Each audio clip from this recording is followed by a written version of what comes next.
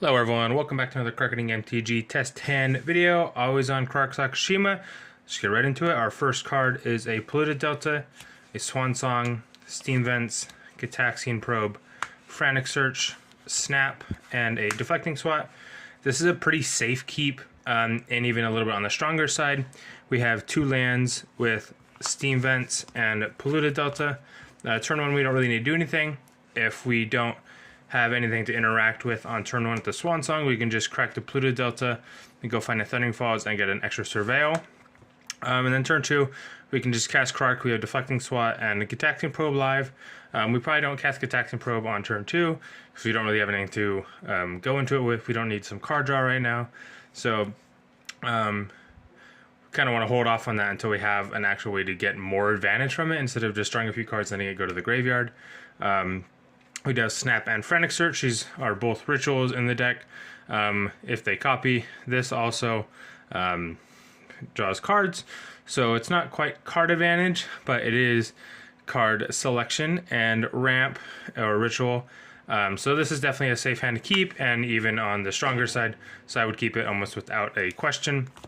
One thing this hand is looking for is somewhat of a finisher, or just an easier way to ramp, like a Burgi, a Tavern Scoundrel, or a Stormcone Artist. Once we have the mana to ramp into that.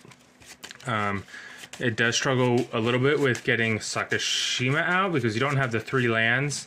If we do get a double, or if we do get a Snap copy, then that is pretty easy to go into Sakashima on turn 3. Still a little weird, so we might play that a little bit slower and just try and interact a little bit instead of trying to go on a value plan. So that's probably why I would hold off a little bit instead of going fast, because we are missing those little combo pieces. You know, a tutor 2 like a Gamble would probably do it as well. Going into the second hand, it's a Mox Opal, Flesh Duplicate, Gemstone Caverns, into the Flood Maw, a Step Through, Thundering Falls, and a Arcane Signet.